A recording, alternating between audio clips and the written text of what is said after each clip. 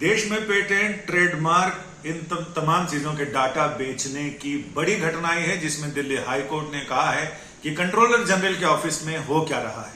Court ने इस मामले में नोटिस जारी किया है और आगे अगस्त में इस मामले की अगली सुनवाई होगी। यानी बहुराष्ट्रीय कंपनियों को देश की कंपनियों का डाटा बेचने का यह पहला अनूठा और बहुत ही गंभीर मामला दिल्ली हाईकोर्ट के सामने आया है। हम इस मामले में याचिकाकर्ताओं के वकील ज्ञानंद सिंह जी से बात कर रहे हैं। वो बताएं कि ये पूरा मामला दरअसल है क्या, आम जनता कैसे समझ सकती है और कितना गंभीर है, और इसके आगे नतीजे क्या हो सकते हैं इस बिक्री के। देखिए, पेटेंट और ट्रेडमार्क ऑफिसेस में जो डेटा होते हैं वो ट्रेड सीक्रेट्स और इनोवेशन को लेके, जो पेटेंट इनोवेशन होती है उसको लेके होता है, तो बहुत ही सेंसिटिव डेटा होता है और इसे सीक्रेट रखने के लिए हमारे यहाँ ट्रेडमार्क एक्ट और पेटेंट एक्ट में भी प्रोविजंस हैं। साथ में इंटरनेशनल कन्वेंशंस भी हैं और जिसके तहत कि ये डेटा, अनपब्लिश्ड डेटा, जब तक पेटेंट या ट्रेडमार्क ग्रांट नहीं हो जाता तो इसको किसी के साथ इसका एक्सेस किसी को नहीं दिया जा सकता। लेकिन अभी जो हमारे पिटिशनर्स हैं वो all India patent officers association है, जो कि ग्रुप ए ऑफिसर्स हैं, जो पेटेंट ग्रांटिंग का काम करते हैं। पेटेंट ग्रांट के दरमियान जो काम होती है, एग्जामिनर, कंट्रोलर, जो आपके पेटेंट एप्लीकेशन को देखकर अलाउ करते हैं। तो इन लोगों ने अपने ऑफिस में पाया कि कुछ प्राइवेट कंपनीज के लोग उनके कंपनी में आए और सर्वर और मॉड्यूल जो इनके होते हैं, जिसमें एप्लीकेशंस होते हैं बिफोर डिसीजन, अभी डिसीजन नहीं हुआ है, और वो जो पेंडिंग मॉड्यूल्स हैं उसको इंस्पेक्ट कर रहे थे इस नाम पे कि हम पेटेंट ऑफिस और ट्रेडमार्क ऑफिस में स्मूथ प्रक्रिया करने के लिए, एडवाइस देने के लिए हमें वो मिला है।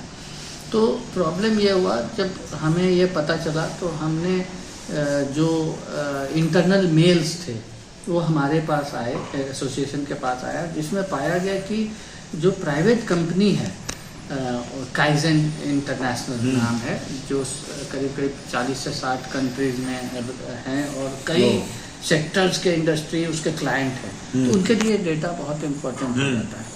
तो ऐसे में उस कंपनी ने खुद मेल लिखा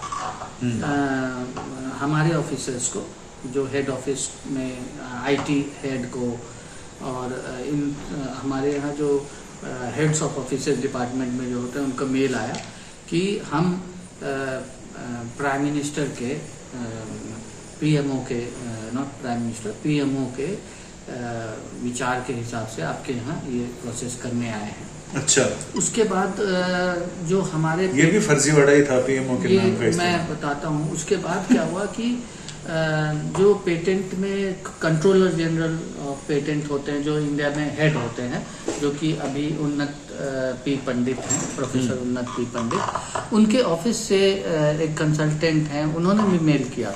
उन्होंने और आगे बढ़ा दिया, उन्होंने लिखा कि इनको प्राइम मिनिस्टर्स पीएमओ से इनको ये काम सौंपा गया है। उसके बाद जो है ये लोग आए पेटेंट ऑफिस में भी, हमारे ऑफिसर्स के साथ इन्होंने काम किया, डेली फंक्शनिंग देखी, और जिसके तहत कि इनको एक्सेस मिला उस डेटा का जो कि सिर्फ ऑफिसर्स के पास हो सकता था। तो ऐसे में जब हमने आरटीआई लगाई तो पहले जो कंट्रोलर जनरल ऑफ पेटेंट के ऑफिस में आरटीआई लगाया, तो उन्होंने बोला कि ऐसा कोई हमारे पास दस्तावेज नहीं है जिसके तहत ये आए हैं, जबकि इंटरनल मेल्स थे उसको भी उन्होंने कंसील किया। तब हमें शक हुआ, तो हमने एक दूसरी ऑर्गेनाइजेशन है उस सीबीसी, उसके कैपेसिटी बिल्डिंग कमीशन, उसके वेबसाइट पे कोई रिपोर्ट देखी, प्लान रिपोर्ट देखी, जो कि होता है कि आगे क्या करना है। तो उसको देख के जब उसके हवाले से इनसे पूछा तो बोला कि हमने एक एग्रीमेंट किया है सीबीसी के साथ और एक अन्य ऑर्गेनाइजेशन के साथ, जिसके तहत कि हमारे यहाँ प्रोसेस को स्मूथ करें। तो हमने पाया कि उस एग्रीमेंट में, जिसमें कि ये काइजन इंटरनेशनल पार्टी नहीं था, उसमें सीबीसी के नाम पे सीबीसी के थ्रू काइजन इंटरनेशनल को घुसाया गया। तो हमने सीबीसी के पास आरटीआई लगाया, उन्होंने बोला हमने कोई भी वर्क ऑर्डर काइजन को दिया ही नहीं दिया है। इसका मतलब सारी चीजें लोग फर्जी अफसर गिरफ्तार होते हैं जो फर्जीवाड़ा करते हैं, जो कहते हैं हम आईएएस ऑफिसर हैं, आईपीएस ऑफिसर हैं, उनकी गिरफ्तारी होती है। यहाँ तो अंदर बैठ के बड़े संवैधानिक पद पर बैठे हुए आदमी और वो इस तरह के फर्जीवाड़े में शामिल हैं। इसका मतलब तो ये हुआ, अभी तो देखना होगा। हमने इसमें सीबीआई इन्वेस्टिगेशन की मांग की थी और सीबीआई इन्वेस्टिगेशन पे ही हाईकोर्ट ने नोटिस किया है। उसके बाद हम जो नोडल मिनिस्ट्री है उससे पूछा कि जो ministry of commerce and industry है उसी के अंडर में ये बॉडी काम करती है। कोई भी एग्रीमेंट, ये चूंकि सबऑर्डिनेट ऑफिस है, वहीं से पास अप्रूव होता है। तो हमने उनसे पूछा कि आपने कोई ऐसा एग्रीमेंट अप्रूव किया है जिसमें काइजन हो या सीबीसी हो, तो उन्होंने मना कर दिया कि हमारे पास ऐसे कोई दस्तावेज नहीं है। तो यानी आपके हिसाब से अगर हम इन ऑफिसर्स की याचिका को देखें तो टोटल शुरू से लेकर आखिर तक, नीचे से ऊपर तक फर्जीवाड़ा है इस पूरे मामले में। देखिए, वो हमारा एलिगेशन है और क्योंकि हम उसके पीएमओ भी गए, पीएमओ में आरटीआई लगाए, पीएमओ के पास जैसे होता है जिस ऑर्गेनाइजेशन में आप लगाते हैं वहाँ डेटा नहीं होता तो ट्रांसफर करता है। क्योंकि हमारा nodal ministry commerce and industry है तो उन्होंने पीएमओ ने कॉमर्स एंड इंडस्ट्री को दे दिया। उसके पास भी जवाब नहीं था, उसने फिर सीजीपीडीटीएम जो हमारा ऑफिस है कंट्रोलर जनरल का, वहाँ भेज दिया। फिर वो मतलब है कि इन दो ऑर्गेनाइजेशंस को ये भी नहीं पता था कि एमओयू हुआ है, एमओयू अप्रूव जो हुआ है बिना गवर्नमेंट की सहमति से एक पेटेंट ऑफिस ने ये एमओयू कर लिया। और जो एमओयू हुआ उसमें इन्होंने थर्ड पार्टी जिसके साथ एग्रीमेंट नहीं है काइजन के साथ उसको डाला। जब हमारा जो इन्वेस्टिगेशन जो हमने ड्यू डिलिजेंस कहेंगे जो किया आरटीआई के द्वारा, वो तब हमें पूरा यकीन हो गया कि यहाँ कुछ न कुछ गड़बड़ है। क्योंकि हमने जब सीबीसी से पूछा, कैपेसिटी बिल्डिंग कमीशन से, कि क्या आपने, उन्होंने बोला मैंने कोई वर्क ऑर्डर नहीं दिया, मैंने कोई भी काम इसको अलॉट नहीं किया है। फिर तीसरा सवाल हमने पूछा कि आपने कोई पैसे दिए हैं, तो उसने बोला हमने इनको पैसे भी नहीं दिए हैं काइजन को। तो फिर जब पैसे की बात आई तो सीजीपीडीटीएम, जिसको कि हमने पीएमओ से भी पूछा था पैसे दिए हैं, तो उन्होंने ट्रांसफर किया था मिनिस्ट्री को, मिनिस्ट्री ने ट्रांसफर किया था सीजीपीडीटीएम। सीजीपीडीटीएम ने भी फाइनली, जो कंट्रोलर जनरल का ऑफिस है, फाइनली यही जवाब दिया कि हमने न ही सीबीसी को, कैपेसिटी बिल्डिंग कमीशन को, न ही काइजन को पैसे दिए हैं। तो अगर किसी को पैसा मिला ही नहीं तो पैसा तो हमारे यहाँ काम करने कोई भी प्राइवेट कंपनी, मल्टीनेशनल कंपनी, वो पेटेंट और ट्रेडमार्क ऑफिस में हमारे प्रोसेस को स्मूथ करने का काम जो ठेका लिया, उन्होंने जो बताया कि इनको दिया गया है काम हमारे प्रोसेस को स्मूथ करने के लिए, तो बिना पैसे का वो काइजन इंटरनेशनल हमारी कंपनी में क्यों आया था। तो इससे सवाल उठा। तो ये डेटा के जो कस्टोडियन हैं, ये वही अफसर हैं जिन्होंने सुप्रीम हाई कोर्ट में गुहार लगाई है कि इसकी जांच कराई जाए? क्या डेटा के कस्टोडियन वही लोग थे? ठीक है, डेटा के कस्टोडियन तो जो कंट्रोलर जनरल ऑफिस है, अल्टीमेट कस्टोडियन वो है जो controller general of patent design and trademark जो होता है उसका ऑफिस कस्टोडियन है। लेकिन हम एक्सेस होता है, याचिका करता है वो कौन? हम एक्सेस होता है, जैसे कि एक जज है, उसके सामने याचिका जो होती है वो उसके कंप्यूटर में होती है, वो खोल सकता है, वो देख सकता है। तो हम वो ऑफिसर्स हैं जो कि पेटेंट के फाइल्स देखते हैं, ट्रेडमार्क के देखते हैं, हम ही उसके बाद उस पर हियरिंग करते हैं, एप्लीकेशन आती है, रिप्लाई आता है। ये कितने सौ करोड़ का एक अनुमान के मुताबिक हो सकता है घोटाला? देखिए, घोटाला है या नहीं ये सीबीआई प्रोब बताएगा, बट ये डेटा बहुत ही इनवैल्यूएबल है। अगर इनोवेशन है, किसी कंपनी ने कुछ मेहनत करके और इनोवेटिव तैयार किया है और वो हमारे यहाँ फाइल है, वो हमारे यहाँ से उसको पेटेंट मिलने से पहले उसके बारे में किसी को पता चल जाए, ये भी बहुत बड़ी बात है। बट हमारा पूरा जो पिटीशन है इसी पे बेस्ड है कि कानून में जब इस डेटा को एक्सेस करने का अधिकार सिर्फ और सिर्फ पेटेंट और ट्रेडमार्क ऑफिसर्स को है, तो किसी थर्ड पार्टी को इसे एक्सेस करने के लिए क्यों दिया गया? ज्ञानंद जी, मैं एक बहुत दूर का क्वेश्चन पूछ रहा हूँ कि इसमें अगर आरोप सिद्ध हो जाते हैं तो सजा कितनी है और क्या है? देखिए, ये तो वही मैं फिर से बोलूंगा कि हमने याचिका डाली है। नहीं, इसलिए मैंने कहा कि अगर आरोप सिद्ध हो जाते हैं डेटा ब्रीच करने ये तो क्रिमिनल कंस्पिरेसी होगा, कई लोग आएंगे इसमें। ब्रीच ऑफ ट्रस्ट है, चीटिंग है, फॉर्जरी है, कई तरह के जो इंटरनल मेल्स हैं वो हमारे आरटीआई रिप्लाई से मैच नहीं कर रहे हैं। इंटरनली आप बार बार भेज रहे हैं कि हम ये जो, इनफैक्ट थर्ड पार्टी जो प्राइवेट कंपनी है, जो काइजन इंटरनेशनल, उसके पार्टनर हमारे ऑफिसर्स को मेल लिख रहे हैं कि हमने आपके कंट्रोलर जनरल से, जो उन्नत पी पंडित है, उनसे डिस्कशन कर लिया है, हम आपके यहाँ आ रहे हैं, आप हमें फैसिलिटेट कीजिए। हमारे यहाँ से अभी 3 लोग जाएंगे, इससे पहले हमने ये किया है, हम वो देखेंगे, प्रोसेसेस देखेंगे। तो हमारा ये कहना है कि अगर मान लीजिए कि ऐसा वर्क किसी को दिया भी जाता, जो कि वर्क ऑर्डर नहीं है, ये क्लियर हो गया है, सीबीसी ने बोला है कि हमने कोई भी वर्क ऑर्डर नहीं दिया, अगर दिया भी जाता तो ये गवर्नमेंट की बॉडी है और ये टेंडरिंग प्रोसेस से सेलेक्ट होगा। कोई भी प्राइवेट कंपनी अपने आप आके ऐसा काम नहीं ले सकता जो कि उसमें नहीं है, मतलब पब्लिक में कॉम्पिटिटिव बिडिंग के द्वारा नहीं आया हो। दूसरा, जो पेटेंट ऑफिस है, इसको पहले भी मिनिस्ट्री ने, कॉमर्स एंड इंडस्ट्री मिनिस्ट्री ने इनको वार्निंग दिया था। कई बार ये अपने मन से काम कर रहे थे ट्रांसफर के मुद्दे पे, तो इनको वार्निंग दिया था कि आप इनसबऑर्डिनेशन कर रहे हैं, मतलब अपने अधिकार क्षेत्र का उल्लंघन कर रहे हैं, आप हमसे सबऑर्डिनेट हैं।